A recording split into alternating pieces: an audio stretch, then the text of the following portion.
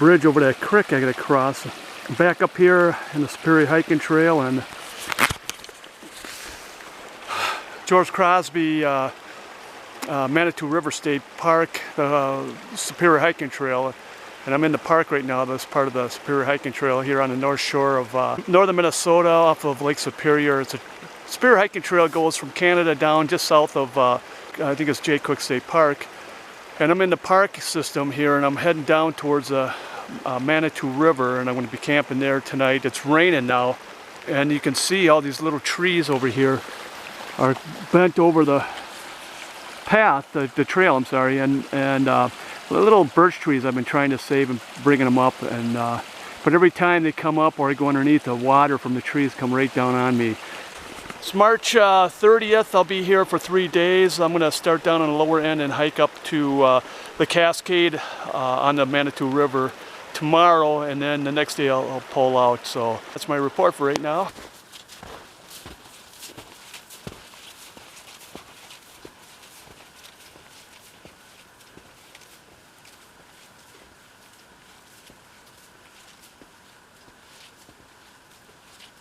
I'm on the edge of this bluff overlooking the Manitou River somewhere down there, and I'm following this bluff down to my camp. My camp is, here's the bluff, the river's down there, and my camp, where I'm going to camp, is down there. Tomorrow I'm going to hike up, there's a trail down the Manitou River, and follow it all the way up to where there's a cascade, about a few miles up that way, and that's where I'll be heading tomorrow. Oh, coming down this ridge here, and you can see some runoff going and down. I'm heading down this way, and I can hear the water.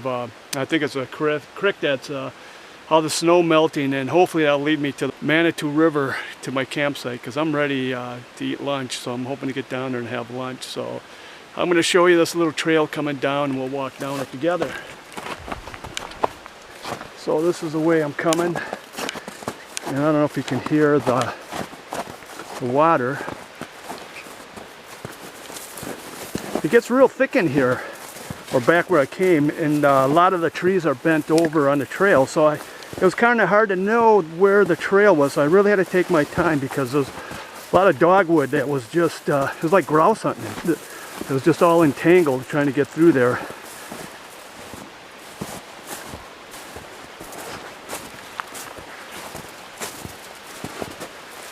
I hope that you can see this is definitely the path. And you can see how deep the snow is. I'm going to go down there, and I guess I'm going up there. So here we go.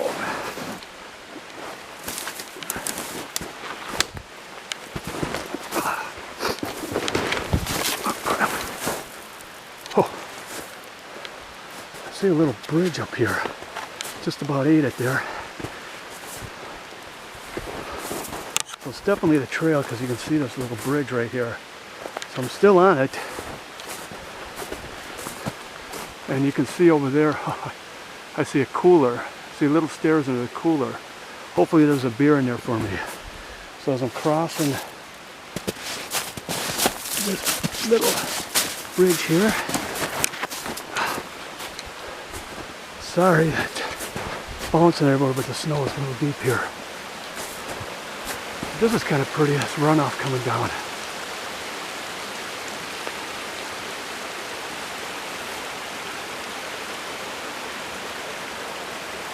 There's a little bridge and stairs going up.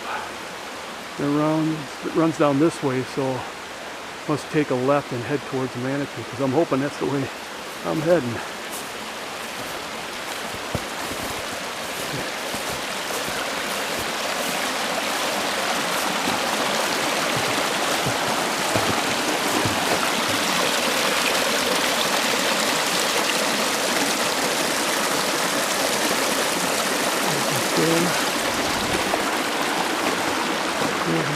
Stairs that I'm going to be going up.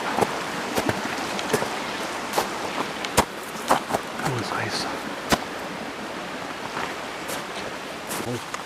Must be a campsite. Holy moly, why would people do that? Oh.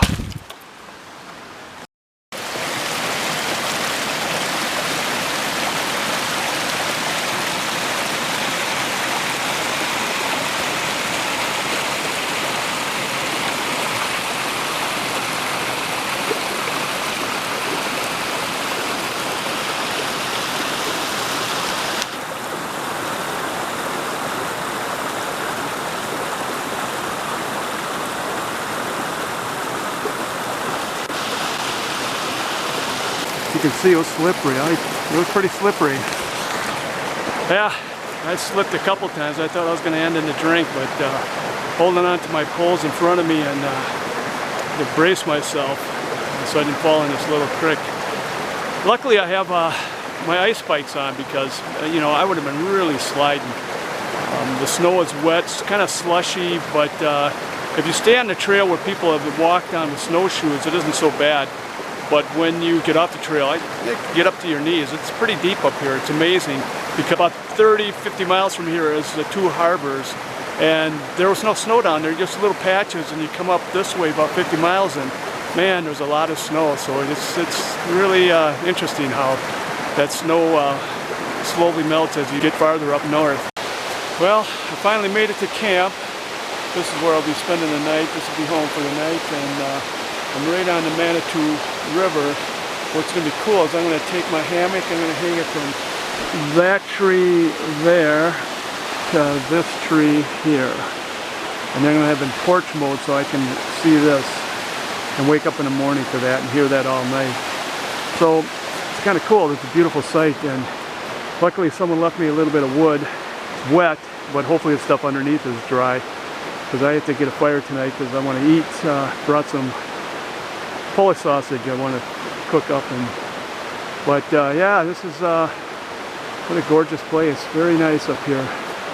You know, you guys, I was really disappointed because you know, you hike way back in here. It's a long. There's a trail that kind of comes around out to this campsite 12 that I just went by and a little bit ago, and you know, for a couple miles they humped this cooler back there, and I know why they didn't take it out, because I could see the wheels were busted, and I could see that, you know, it's hard to carry that. It must have been very tough to carry that in there, you know, and then they end up leaving all this stuff there, and you know, come on, you guys, that's terrible. You know, if you come in this beautiful place and someone comes and leaves their cooler like that, you know, that's unexcusable, unacceptable. Yeah, I'm very disappointed. When I get out, I'll tell the rangers and see if they'd come in here in the spring. When all this melts, they haul that out, you know, that garbage. So, you know, people, please don't leave any garbage. You know, just, you know, try to leave it as you find it. You know, you make it even better when you came here. Leave no sign, leave no trace behind. Boy, that's something we need to really practice. And it's too bad that those people that brought that cooler didn't understand that. And I don't know if they don't care or what the problem is, but enough for Raven, you know, ranting and raving. That really made me mad. So, yeah. The hammock that I'm going to use up here is the War Bonnet Blackbird XLC. I took off the screen on it, the screen top, and now it's just traveler hammock right now, and that's what I'll be using tonight. Tomorrow I got the winter top for it, and I'm going to try that out on it and put that on tomorrow night and see how that works. But this is what I'm going to be using tonight. What's great about the Blackbird XLC, it's longer than the regular Blackbird, and I'm 6 foot tall, so I'm comfy in there. And then this XL is for large, and then the C is convertible, so you can convert it into really 3 different styles of hammock. So this is now converted into just the regular hammock, the Traveler.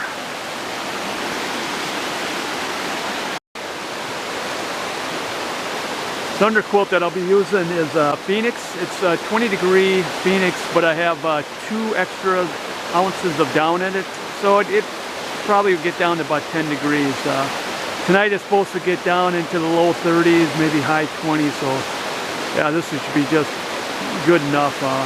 Probably maybe a little too warm, but really high quality. I really like it. I have 3 different Phoenix that I have. I have the 40, the 20, and the 0, and they work just awesome. I really love them.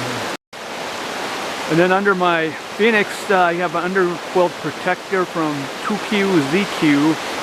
What it does is you have bungees on each end. I put them on my whoopee hooks. And what's nice about this, you can cinch it up with this toggle right here. You can let it loosen it up, or you can cinch it, and it'll cinch on nice and tight. It's really nice to have, especially if it's windy or if it's windy or if it's going to be rainy, I always like to have the underquilt protector. And if it's, well, if we're getting kind of cold in the cold spell during the season, it's good to have it on to give you a little more warmth. They say it gives you about 10 degrees more warmth in it, but I don't know about that. But I know when it's like today, it was drizzly, and if it's windy, I always like to have it on. It's always a good thing to have on. I got my tarp deployed. I'm bringing again my Superfly from War bonnet. This time I don't have the poles in it. Kind of have it in porch mode on the other side so I can see the river and listen to that river and wake up to that river in the morning. I'm going to start looking for firewood. It's starting to drizzle a little bit, so I want to get a fire going before it starts raining because I like to cook some food tonight. It's supposed to rain all night, and then tomorrow is supposed to clear up a little bit, be cloudy and a little bit colder. So probably get up well, when I wake up, and then I'll eat breakfast and head up to the Cascades tomorrow and set up there.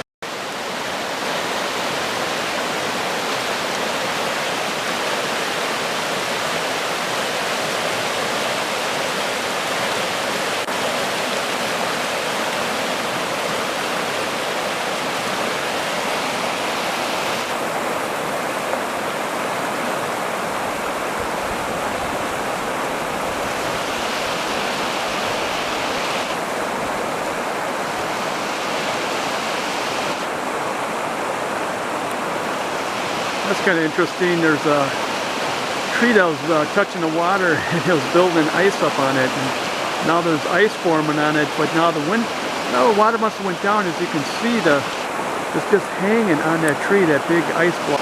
Yeah, that's kind of cool. It's just hanging there above the river right on that tree. Interesting.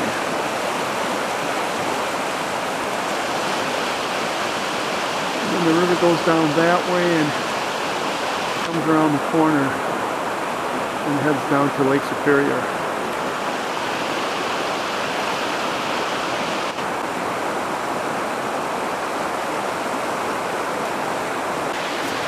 So in a little bit I'm going to go in the river here and get some water. There's a good edge right over here. If you can see, I can come right down onto here and wade out a little bit and get into that water so I can get some fresh water and boil some water tonight, and in the morning I'll come down here and boil some water.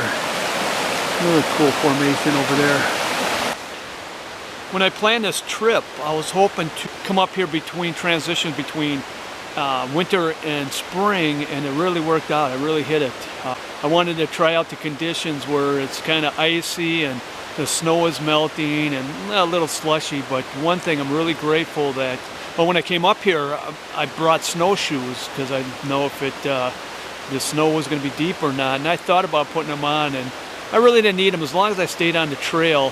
You know, the snowshoers came through here and packed it down probably through the whole winter, so so it was pretty packed down, so I really didn't need the snowshoes. But when I came to those trees that were bent over, especially a lot of dogwoods that are just bent all over the trail, and there was times where couldn't even tell where the trail was because it was just, everything was just bent over with the snow pushing it down. And so it was a little difficult staying on trail, but when I got off the trail, I knew it because I'd go up to my shins to up to my knee in snow, and then I knew, of course, I was off the trail and got back on, and that was one way of knowing. But one thing that really helped out a lot is having these Catula ice bikes. It was very slippery and icy in a lot of spots. I'm glad I had them, and this is what they look like. They're really great. I work for the post office, and I order stuff for the carriers, and we get a lot of the ice bikes. The ones that we get have like the little springs on the bottom. There's like 4 different types, but the carriers are out there all the time in the ice, and they know which ones work, and these are definitely by far the best, and I'm glad I got a pair of them because I don't slip at all. And there was a little hill going down the river. It was just ice. I don't know if you can see them, the spikes underneath there. But yeah, I'm really glad I had them because I would have slipped many times and if I didn't have them on there, and I'm glad I did because, man, I don't want to bust a hip. That would have been good to be back here and dislocate a hip, or a knee would even be worse. But so I'm glad I had them, and if you ever go out in this type of condition, man, just make sure you have your ice bikes. Like I said, the best are those Katulas. They really work well out here. Well, everything's real wet, and I'm trying to get a fire going. And one of the best ways of getting a fire going is you look under pine trees and look for dead branches, because those will be the driest. Anything off the ground, what you're looking for. So, it's drier wood, and if it's in the snow, it's wet. So you look underneath pine trees is the best. Find dead branches, and usually they're pretty dry. So I've got a few of those. But to start the fire, one of the best ways of starting a fire is birch bark. But you don't want to take it from a live birch tree. So I found this dead birch tree here, and as you can see, look at all that bark up there. I got some that I took out now that's dry on the bottom with the pine trees. Protect this little damp, but what you do is just go up in there and just grab that and pull it. Just pull it off. Look at all that birch bark, it'll just burn. It's very hot, and it'll get your fire going.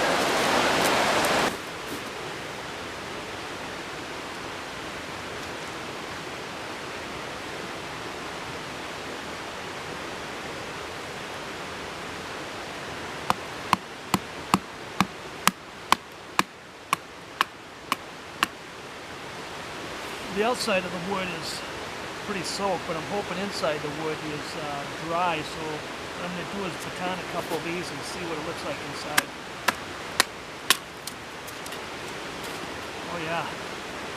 Yeah, it's nice and dry inside. It's just the outside, so it's not too bad.